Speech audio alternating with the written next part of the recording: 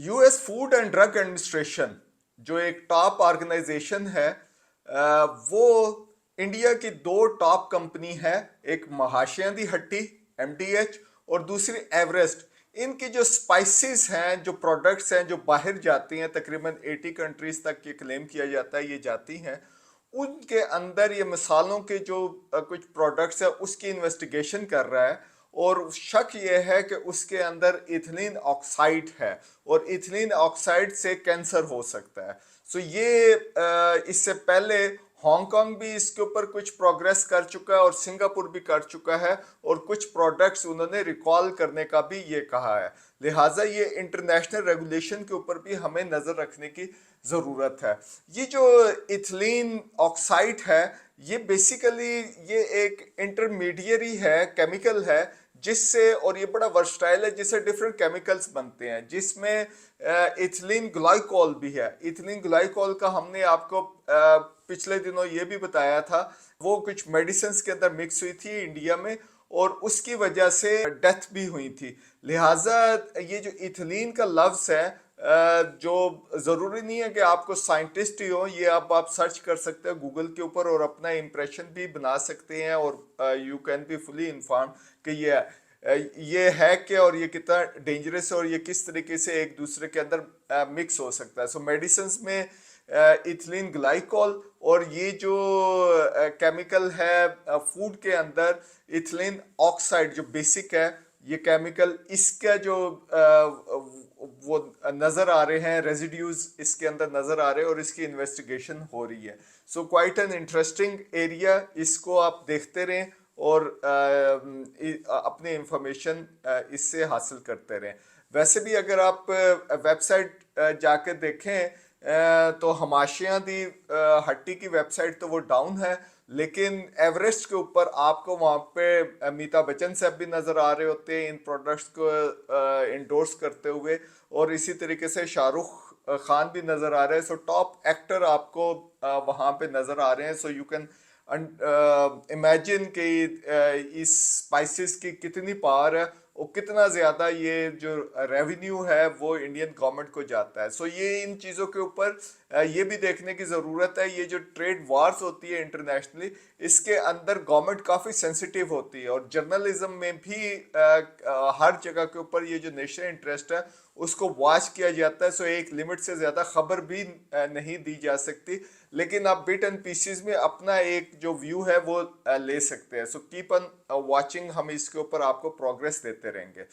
दूसरी, हमने आपको बताया था कि फर्टिलाइजर कंपनीज को कंपटीशन कमीशन ऑफ पाकिस्तान ने मिली भगत से प्राइसेस बढ़ाने के ऊपर कुछ अरसा पहले 2022 में उसके ऊपर शो काज नोटिस इशू किए हुए थे।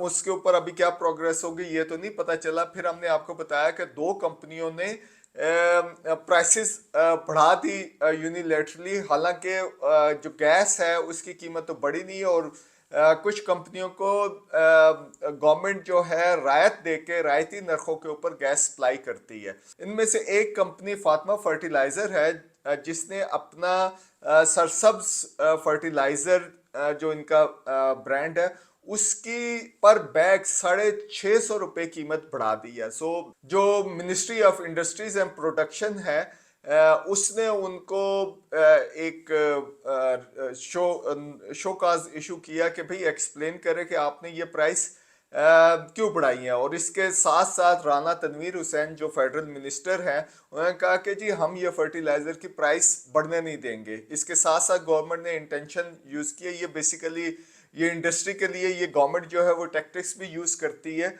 कि भाई हम इंपोर्ट की भी इजाज़त देने जा रहे हैं। सो इस तरीके से ये जो फर्टिलाइज़र है उसकी कीमत कम रखने की कोशिश की जा रही है। गवर्नमेंट इस पे कामयाब होती है या नहीं, लेट्स सी इसके ऊपर क्या करते हैं।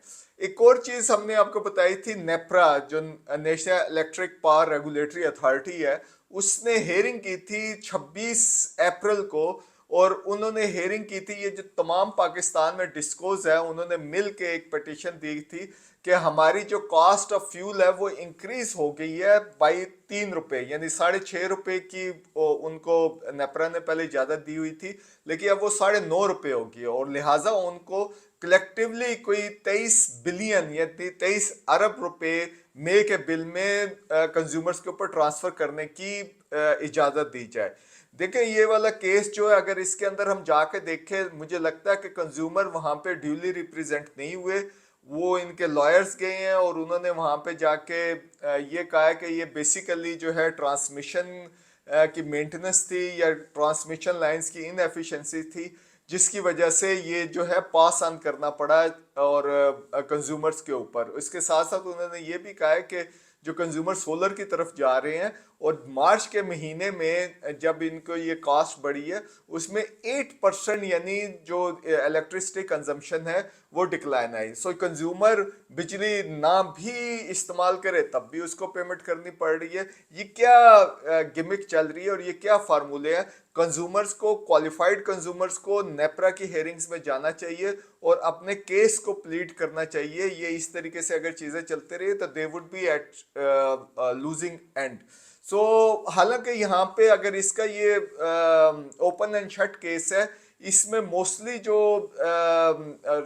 जहाँ से ये बनाई गई थी इलेक्ट्रिसिटी उसमें तकरीबन 1/3 तो वो हाइडल से आई थी, उसके अलावा लोकल गैस का इस्तेमाल किया था, कुछ न्यूक्लियर का इस्तेमाल किया था और डॉलर वगैरह की स्टेबिलिटी भी रही है, गैस की प्राइसेस भी इतनी नहीं बढ़ी। तो ये 3 रुपए बहुत बड़ा जो है एक टीका है पर यूनिट 3 रुपए ये लगने जा रहा है। सो कंज्यूमर्स लेट्स सी के जो अखबारी खबरें हैं वो तो यही बता रही हैं कि नेपरा इसकी इजाजत दे देगा कि ये 23 बिलियन का एक और टीका तमाम कंज्यूमर को पाकिस्तान में लग जाए।